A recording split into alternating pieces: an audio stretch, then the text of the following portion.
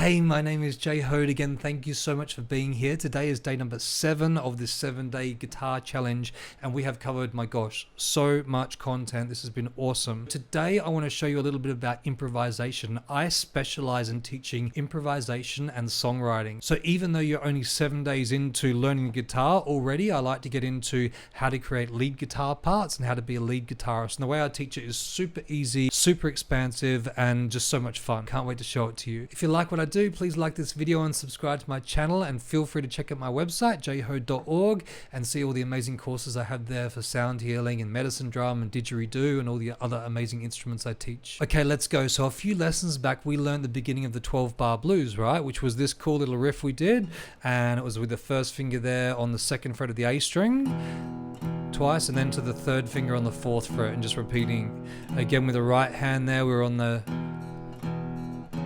low E and the A string there, just nice and steady.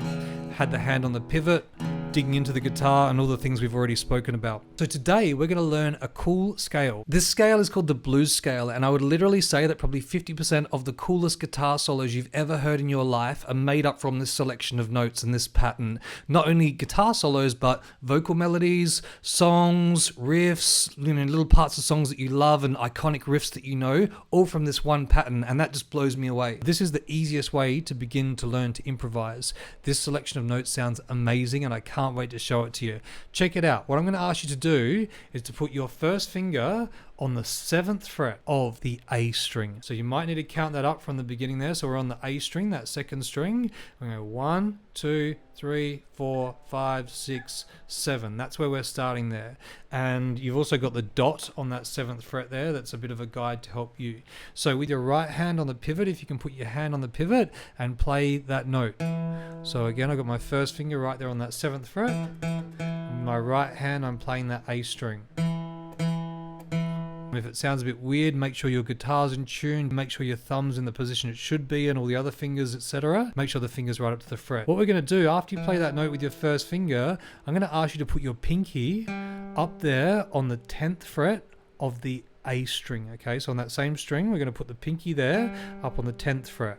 So you started with your first finger there on the 7th fret of the A string, and now we're going to put our pinky on the 10th fret of the A string. What I'm going to ask you to do now is to move that first finger over to the next string. We're going to move that first finger over to the 7th fret now, but on the D string. With my pick, I'm now playing the 3rd string, the D string. And this next part of the scale is 3 fingers in a row. So it goes first finger, now 2nd finger on the 8th fret of the D string, and 3rd finger on the 9th fret of the D string. Again, that was first finger on the 7th fret, 2nd finger on the 8th fret, and then 3rd finger on the 9th fret there. Let's take it from the beginning. So far we're starting on here, then to the pinky on the 10th fret, and first finger on the next one, 2nd finger on the next one, and 3rd finger here.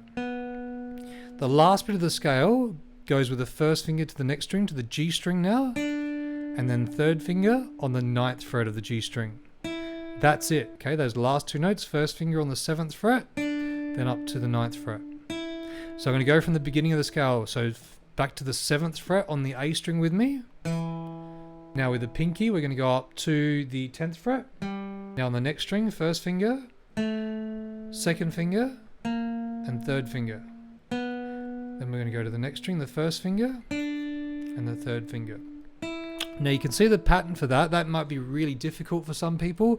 Totally cool, okay? It is difficult for a lot of people when you start, but I just wanted to throw you in the deep end there to kind of see where I go with my lessons and my courses to expand on that. At first, like anything we've done, it's hard, but you can see how quickly it gets easier and how far you've come in only 7 lessons is absolutely insane how much we've covered, right? So you're doing a great job. That scale there is, like I said, the #1 scale that's used in improvisation. I won't go too far into it today, but that scale, because it's an E, it's actually called an E blues scale, okay, because it starts on an E basically.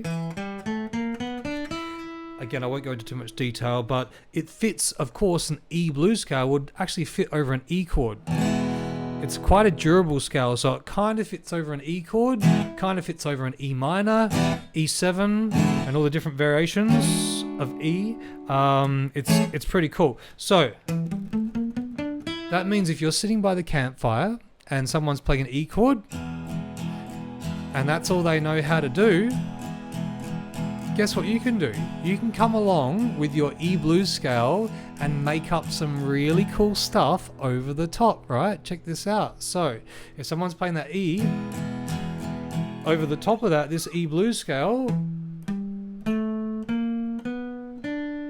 is going to sound awesome. You can hear cliche riffs from that.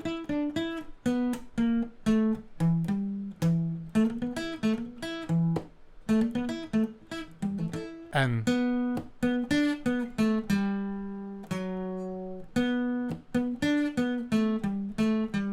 but if someone's playing again that chord and they say, hey, can you take a guitar solo? Yeah, you can take a guitar solo by noodling around that pattern and it's gonna sound awesome. Okay, here's a little kind of demo on it. So we go.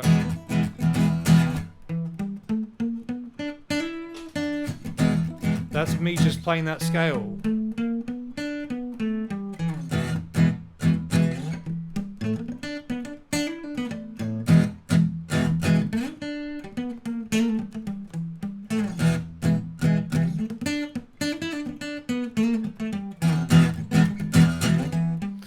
Okay, so that's literally that E blues scale that I just showed you, up and down.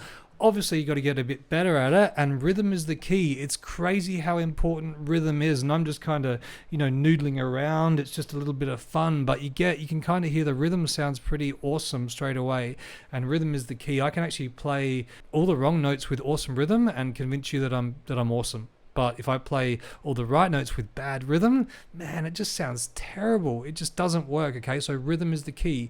If you can't play with a metronome at 60 beats per minute, that's a massive red flag, because it means you can't play in time, which means you can't play with other musicians. Anyway, thank you so much for doing this 7-day challenge with me. If you want to check out my courses or learn more, please reach out on my website. I'd love to hear from you and hear how you went with everything. Thank you so much, and I shall see you soon. Much love.